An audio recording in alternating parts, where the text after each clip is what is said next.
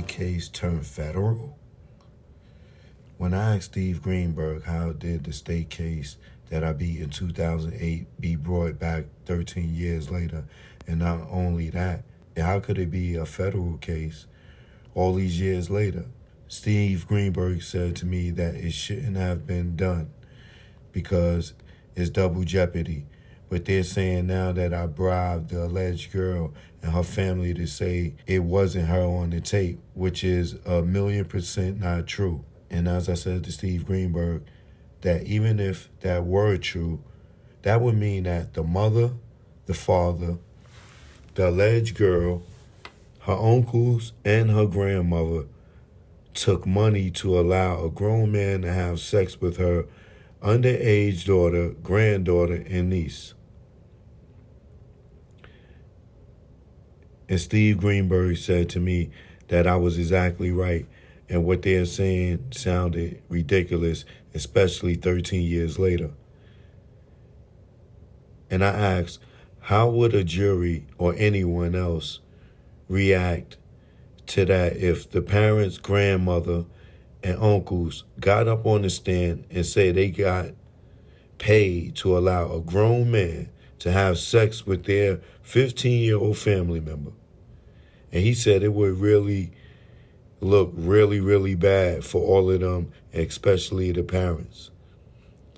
After a couple of weeks had passed, Steve Greenberg came back to the MCC to meet with me again, and this time he told me that the prosecutors had changed their story.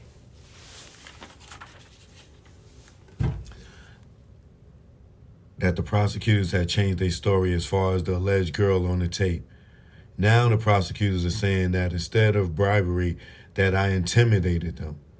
So why would they change their story?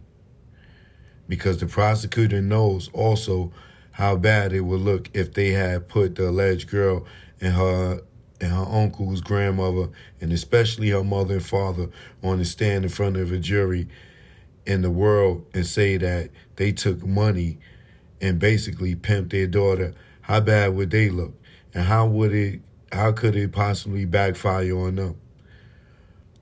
So the prosecutors decided to not go that route and say I intimidated and threatened the alleged girl and her family to not saying, which again is 1,000,000% false.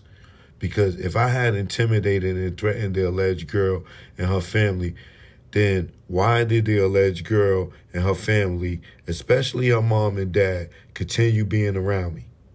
Living at my house, coming to my shows, in and out of town, celebrating Thanksgiving, Christmas, and other holidays with me. Why would they continue coming to my birthday parties, and I will go and celebrate the alleged girl birthday parties and also go see her father's band play at different clubs, which was one was the Hard Rock Cafe downtown, and that was in 2016. We all continue being like family. They would support me with my music career, and I would support them when it came to her father's music band, her brother's music band. They even came to my birthday party at my studio on 219 North Justine Street in 2018, which was around the time the Lifetime docuseries was out all over the world, having me with little girls trapped in basements was all out there, and just millions of rumors all over social media about me.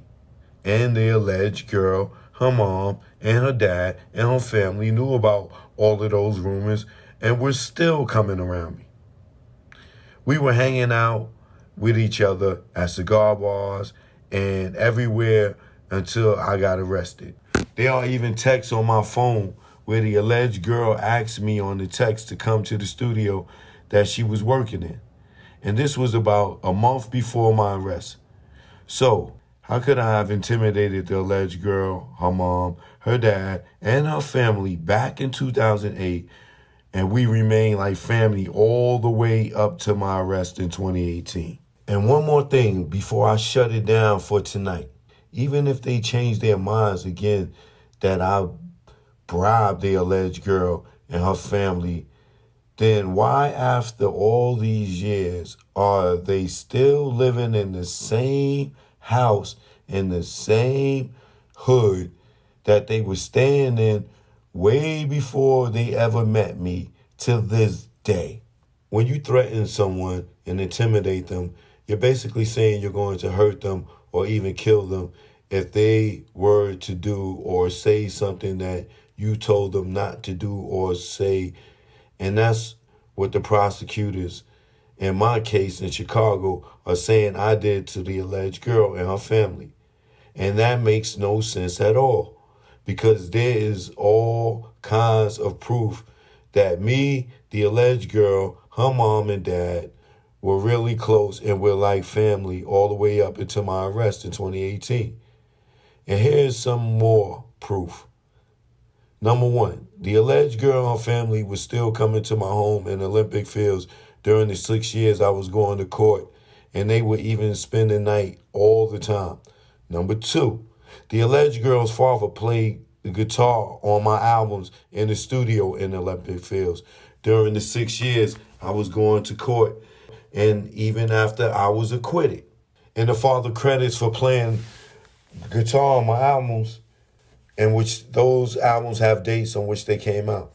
Number three, the prosecutors claim that during the court case, I sent the alleged girl to a boarding school so that they could not find her and bring her to court to testify.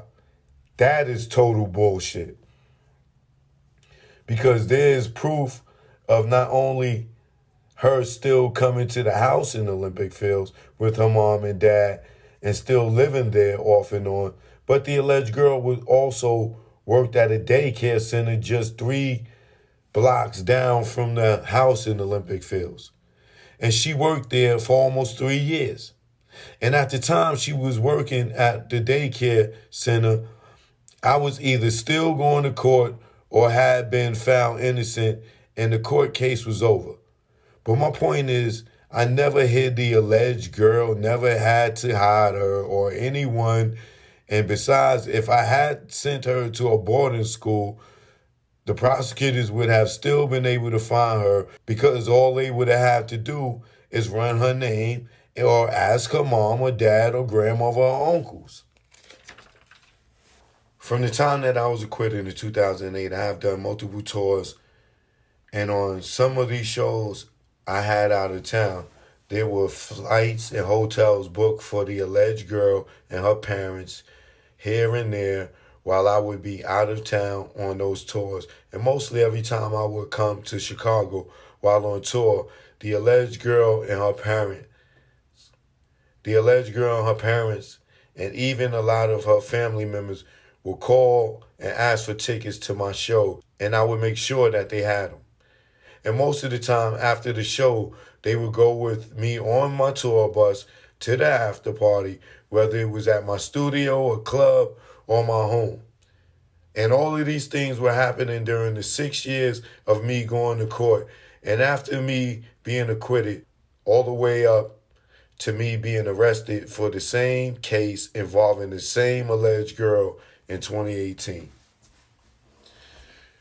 Steve Greenberg, who is my lawyer, when I got arrested by the feds, also told me that the case became federal because the prosecutor claimed they found an old VCR recording in the alley of the back of my studio on 219 North Justin Street, which is another piece of their bullshit. Because even if they did, there are 3 buildings connected to the building my studio was in. And in the back of the alley of those buildings were 3 big garbage dumpsters, which means if they did find a camcorder or whatever it was, it could have been anybody's. Question? Did they dust the camcorder or whatever it was for fingerprints? Did the camcorder have R. Kelly written on it? Did the camcorder have a tape in it with me on it doing anything illegal or otherwise? And even if that was the case, why would you throw a video camera away with the tape in it if I was doing anything wrong on that tape or otherwise? See? The truth is is that there is no camera with my fingerprints on it. Why? Because the prosecutors lied. They never retrieved the camera from the back of my studio in the alley where those 3 huge garbage dumpsters, where if they found anything, it could have been anybody's that worked in those buildings. But let me make this clear as to why the prosecutors needed to say they found a video camera in the back of my studio in a garbage can, because they needed to connect me with a camera so they can say that I used it to do illegal things. And then say the camera was made out of the city of Illinois, and it was made out of the city of Illinois by the prosecutors, making it look like it's my camera and I've done something illegal with it. And then say that the camera was made out of the city of Illinois. And if it's made out of the city of Illinois, and by the prosecutor making it look like it's my camera and I've done something illegal with it, and the camera was not made in Illinois, would make it interstate commerce. Which is why they needed to place a damn camera in the back of my studio in the garbage can that was made somewhere else, just to put the interstate commerce on this case and make it federal. I do not know how to make all of this up. And I'm writing all of this because I am scared out of my mind, because I get the feeling that somebody, a lot of somebodies, do not want the right people to know any of the truth that I'm telling you. I just want to come home. I just want my life back, and I pray to God that this letter makes it safely to your hands. Because I wrote all this information during the course of my 2 years that I was in Chicago MCC locked up, because I was going to share with my lawyers once they brought me to New York. But unfortunately, they would not let me bring my legal work on the plane when they were getting ready to bring me to New York in 2021. And after I made it to New York and started preparing for trial, even though the marshals told me that my legal work would be in New York and I would get it the next day after I arrived, after I got to New York, I started asking about my legal work all the way up to the trial. Then during the trial, all the way up to the verdict. But for some reason, they did not give me my legal work until weeks after I was found guilty. So I never had a chance to go over any of what I had written down for my attorneys, and especially my new attorneys, who I did not hire until I got to New York. And when I finally got my legal work 2 weeks after I was found guilty, it was 6 big boxes, and when I opened it up, it was stuff all over the place. And I could not find most of my legal work. So I had to pay a few inmates to write down a lot of the things I said before, going back 2 years all over again. And I just hope it's not too late. By me getting my legal work, which had all of my notes and my story about my case, to get it 2 weeks after I was found guilty? Damn.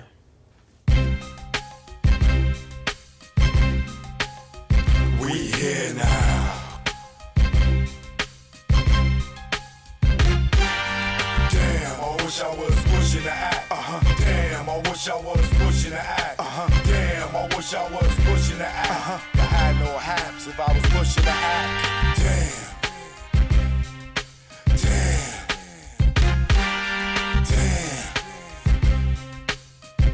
I wish I was pushing the act.